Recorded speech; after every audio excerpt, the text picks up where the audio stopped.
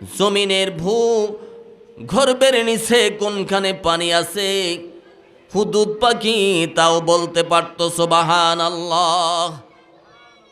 হুদুদ পাখি বলতে পারত জমিনের কোন জায়গার মধ্যে গর্ত করলে পানি পাওয়া যাবে। হুদুদ পাখিকে আল্লাহ পাক এই জ্ঞানটা দান করেছেন সুবহানাল্লাহ। এই জন্য তিনি পাখিকে ডাকলেন। ডাকার সাথে সাথে হযরত সুলাইমান আলাইহিস সালাম হুদুদ পাখিকে পেলেন না। হুদুদ পাখিকে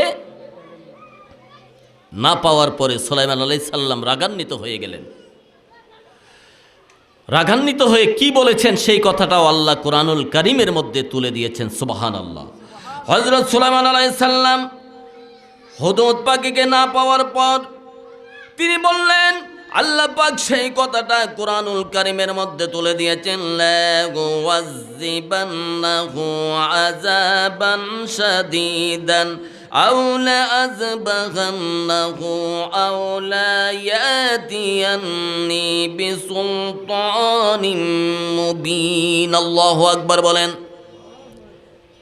হযরত সুলাইমান আলাইহিস সালাম যেই মাত্র হুদুদ পাখিকে ডাকলেন, কিন্তু হুদুদ পাখিকে পেলেন না। না পাওয়ার পর হযরত সুলাইমান আলাইহিস সালাম বলে দিলেন, হুদুদ পাখি কোথায়, কোথায় হুদুদ পাখি? হুদুদ পাখিকে কেন পাওয়া যাচ্ছে না? কিছুক্ষণ পর হুদুদ পাখি আসলো। হুদুদ পাখিকে সুলাইমান আলাইহিস সালাম বললেন, লা উযাযিবান্নাহু আযাবান শাদীদান আও লা আযবাহান্নাহু আও লা ইয়াতিয়ান্নি বিসুলতানিন মুবিন। আল্লাহু আকবার বলেন। ও হুদুদ পাখি, তুমি কোথায় ছিলা? এটার কারণ যদি সঠিক তুমি না দিতে পারো তাহলে তোমাকে আমি কঠিন আযাব দিব, কঠিন শাস্তি দিব, অথবা তোমাকে আমি জবাই করে ফেলবো। কে বলছেন? সুলাইমান আলাইহিস সালাম হুদুদ পাখিকে বলে, তুমি কোথায় ছিলা? যদি এটার কারণ দর্শাইতে না পারো তোমাকে আমি কঠিন সাজা দিব, অথবা তোমাকে আমি জবাই করে ফেলবো। সুবহানাল্লাহ বলেন। যেই মাত্র হুদুদ পাখিকে সুলাইমান আলাইহিস সালাম এই কথা বললেন, হুদুদ পাখি বলেন, ও আল্লাহর নবী সুলাইমান, আপনি জানেন না, আপনি জানেন না আপনার রাজ্যের ভিতরে, আপনি তাম পৃথিবীর বাদশাহ, কিন্তু আপনার রাজ্যের ভিতরে এমন একটা জায়গার মধ্যে গাছের পূজা হয়, মানুষকে সেজদা করে মানুষের পূজা হয়। আমি ওই রানী বিলকিসের কাছে আমি গিয়ে দেখলাম ওইখানের মধ্যে গাছের পূজা করে, রানী বিলকিসকে পূজা করেন। তিনি বলেন, সত্য নাকি? হ্যাঁ সত্য।